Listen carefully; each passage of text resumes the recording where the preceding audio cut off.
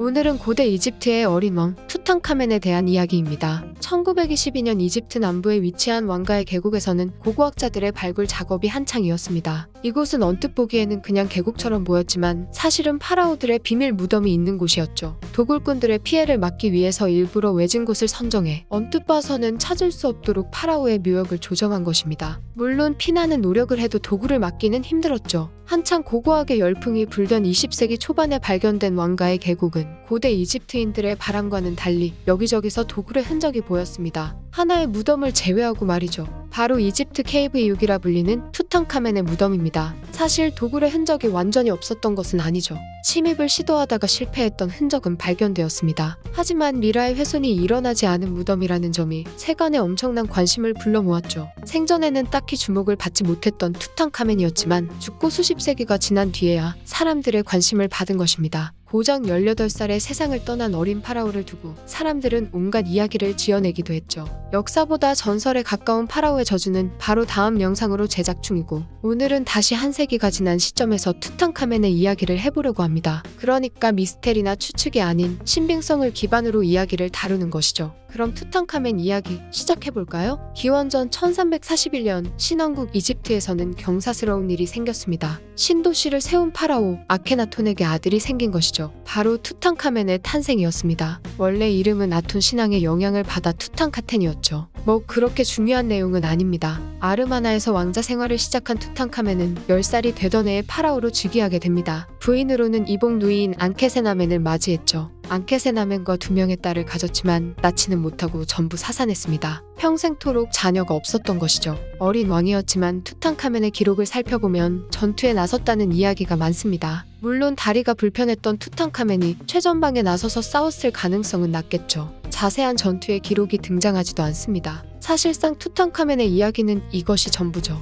기록이 소실된 것인지 아니면 정말 생전에 한 것이 없는지는 알 수 없습니다. 10살에 즉위해서 18살에 세상을 떠난 파라오가 대단한 업적을 남겼다면 그게 더 놀랄 일이겠죠. 투탕카멘의 무덤에는 이런 문구가 새겨져 있습니다. 파라오 죽음의 비밀을 밝히는 자는 축복을 받을 것이다 라고 말이죠. 보통은 이집트 왕묘에는 왕의 안식을 방해하는 이들, 그러니까 도굴꾼들에게 경고와 저주를 전하는 말이 새겨져 있기 마련입니다. 하지만 투탕카멘의 무덤에만 특이하게 왕의 비밀을 밝히는 이에게 축복을 내린다고 말하고 있죠. 이런 점으로 미뤄봤을 때 투탕카멘의 죽음이 당시의 눈으로는 이해할 수 없는 죽음이었다고 예측할 수 있습니다. 투탕카멘이 18세의 나이로 요절한 이유를 아무도 몰랐던 것이죠. 그래서 투탕카멘이 발견된 당시부터 사람들은 이런저런 추측들을 쏟아냈습니다. 가장 먼저 많은 사람들에게 호응을 얻었던 것은 암살 의혹이었죠. 사람들이 투탕카멘을 발견했을 당시 미라의 머리에서 커다란 상처를 발견했습니다. 그래서 사람들은 투탕카멘의 사인이 타살이라고 주장했죠. 상처뿐만 아니라 당시 배경을 살펴보아도 암살 주장은 설득력이 있습니다. 당시 이집트 왕조의 승계가 혼란했다는 점부터 투탕카멘이 이집트 18왕조의 거의 마지막 파라오라는 점이 근거였죠. 하지만 정밀 검사를 해본 결과 자국은 상처가 아니었다고 밝혀졌습니다. 그냥 너무 어린 나이에 죽은 탓에 두개골이 다물어지지 않았던 것이죠. 정밀 검사를 통해 등장한 또 다른 주장은 다리의 골절이 심각해서 움직이는 것 자체가 불편했을 것이라는 가설입니다. 이 주장은 다시 두 가지 가설로 발전했죠. 하나는 투탕카멘이 심한 골절 때문에 죽었다는 것이고, 다른 하나는 가족끼리의 혼인으로 인한 유전병 때문에 병사했다는 이야기입니다. 두 가지 의견 모두 그럴듯했지만 사람들에게 조금 더 신빙성 있게 다가선 것은 유전병 의혹이었죠.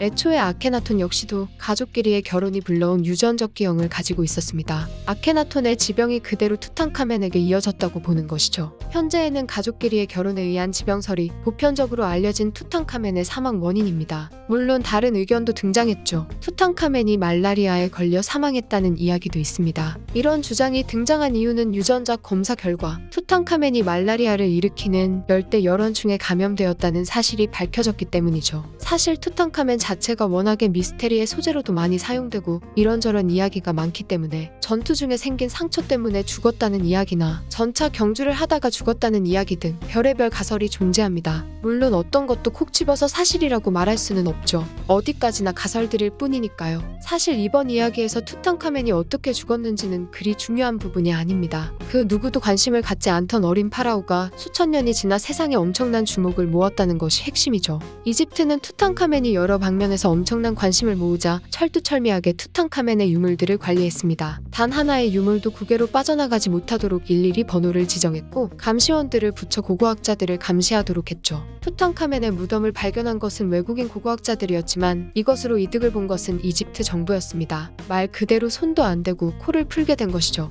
이집트 정부는 투탕카멘의 유물과 무덤을 활용해 돈벌이를 하는 중입니다. 투탕카멘의 황금 가면을 대여해주거나 왕가의 계곡을 관광지로 만들어 수익을 올렸죠. 그 중에서도 역시 투탕카멘 하면 황금 가면입니다. 사실 이집트를 대표하는 상징적인 물건이기도 하죠. 투탕카멘의 황금 가면은 한 번의 대여로 수백만 달러에서 많게는 수천만 달러까지 벌어다주는 이집트의 효자입니다. 당연히 도난의 위협을 받은 적도 있죠. 하지만 이집트 측에서 워낙 엄격하게 감시를 하다 보니 실제로 도난당했던 적은 없었습니다. 딱 한 번 투탕카멘의 유물들이 도난당한 사건이 벌어지긴 했죠. 바로 2011년 이집트 혁명 당시에 있었던 일입니다. 이집트 혁명 당시 카이로 박물관에 침입한 범인들은 투탕카멘의 목상과 함께 고대 유물들을 훔쳐 도주했었죠. 이때 도난당한 유물들은 아직도 찾지 못하는 중입니다. 투탕카멘은 고고하게 한 세기를 흔들었다고 봐도 무방할 정도이죠. 심지어 관심은 오늘날까지도 이어지고 있습니다.